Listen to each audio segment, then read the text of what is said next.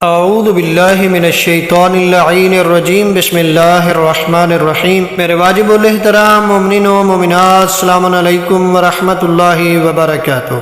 مومنین کرام، خدا بند متعال کا جتنا شکر ادا کیا جائے وہ کم ہے کہ جس پروردگار نے ہمیں ماہ مبارک رمضان جیسے عظیم مہینے میں سانسیں لینے کا شرف بخشا ہے۔ ایسا عظیم مہینہ کہ جو سارے مہینوں سے افضل ہے۔ ماہ مبارک رمضان وہ مہینہ ہے جس میں آسمان جنت اور رحمت کے دروازے کھل جاتے ہیں اور دوزخ کے دروازے بند کر دیے جاتے ہیں۔ اس مہینے میں ایک رات ایسی بھی ہے جس میں عبادت کرنا 1000 مہینوں کی عبادت سے افضل ہے۔ ہمیں خود سوچنا چاہیے، اتنا جو بابرکت مہینہ خدا نے ہمیں عطا کیا، اس مہینے کے رات دن ہمیں کیسے گزارنے ہیں؟ اپنے اعضائے بدن کو خدا کی نافرمانی سے ہم نے کیسے بچانا ہے؟ اب دیکھیں نا، اتنا بابرکت مہینہ ہے کہ ایک روایت میں آیا ہے کہ ماہ رمضان المبارک میں دن کا روزہ افطار کرنے کے وقت اللہ تعالیٰ 1,00,000 انسانوں کو جہنم کی آگ سے آزاد کرتا ہے۔ افطار کے وقت ہمیں کچھ باتوں کا خیال رکھنا چاہیے۔ سب سے پہلے آداب افطار میں یہ ہے کہ افطار پاک اور حلال غذا سے کیا جائے، یعنی حرام اور نجس اور مشکوک چیزوں سے اجتناب کریں۔ افطار خرمے یعنی کھجور سے انجام دیا جائے تاکہ 400 گنا زیادہ ثواب ہو جائے ہماری نماز کا۔ اس کے علاوہ مٹھائی، حلوہ، پانی، گرم پانی یا دودھ سے بھی افطار کرنا بھی روایات میں وارد ہوا۔ بہت سی دعائیں ہیں افطار کے وقت، جن میں سب سے مشہور یہ ہے: اللہم لک صمت وعلی رزقک افطرت وعلیک توکلت۔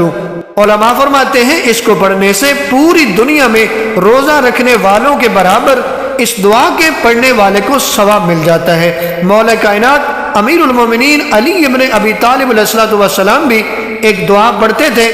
وہ دعا یہ ہے: بسم اللہ اللہم لک صمنا وعلی رزقک افطرنا فتقبل منا انک انت السمیع العلیم۔ ایک اور دعا بھی ہے، پہلا لقمہ اٹھاتے وقت یہ دعا پڑھے تاکہ اس کے گناہ بخشے جائیں۔ یا واسع المغفرت اغفر لی۔ روایت میں ہے کہ ماہ رمضان کی ہر شام یعنی افطار کے وقت 1,00,000 انسانوں کو جہنم کی آگ سے آزاد کیا جاتا ہے، لہذا دعا کرنی چاہیے کہ وہ بھی ان میں سے ایک ہو۔ افطار کے وقت جو بھی آپ دعا کرتے ہیں، ہر جائز دعا آپ کی قبول ہوگی۔ اگر آپ کے پاس رزق نہیں ہے، افطار کے ٹائم دعا کریں۔ اگر اولاد نہیں ہے، اولاد کے لیے دعا کریں۔ کاروبار نہیں ہے، جاب نہیں ہے، جو جائز دعا خداوند متعال انشاءاللہ آپ کی دعاؤں کو قبول فرمائے گا۔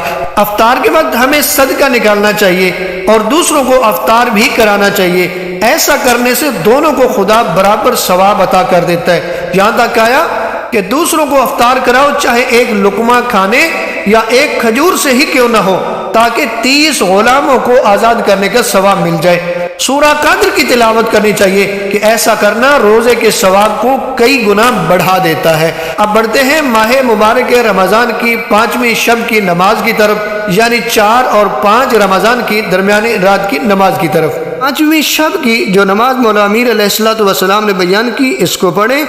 2 رکعت نماز مولا امیر فرماتے ہیں جس کی ہر رکعت میں سورہ حمد کے بعد 50 مرتبہ سورہ توحید پڑھیں گے۔ 2 رکعت نماز سورہ حمد کے بعد 50 مرتبہ سورہ توحید ہر رکعت میں، یعنی پہلی رکعت میں بھی سورہ حمد کے بعد 50 مرتبہ سورہ توحید، دوسری رکعت میں بھی سورہ الحمد کے بعد 50 مرتبہ سورہ توحید پڑھیں گے، اور سلام کے بعد آپ نے 100 مرتبہ درود پاک کی تلاوت کرنی ہے، یعنی ایک تسبیح درود پاک کی پڑھیں گے۔ مولا امیر کائنات علی ابن ابی طالب علیہ السلام بیان فرماتے ہیں کہ اگر کوئی یہ نماز پڑھتا ہے تو وہ روز قیامت میرے ساتھ داخل بہشت ہوگا۔ یعنی مولا امیر کائنات علی ابن ابی طالب علیہ السلام فرما رہے ہیں کہ میرے ساتھ وہ جنت میں داخل ہوگا اگر کوئی 5ویں شب کو ماہ رمضان المبارک کی 4تھی اور 5ویں رمضان کی درمیانی شب کو، یعنی 5ویں شب کو 2 رکعت نماز پڑھے۔ ماہ رمضان المبارک کے روزوں کا ثواب۔ نبی اعظم صلی اللہ علیہ وآلہ وسلم کی یہ حدیث ہے جس کے راوی ہیں عبداللہ ابن عباس، جنہوں نے سعید ابن جبیر کو یہ بیان فرمائی نبی اعظم کی حدیث۔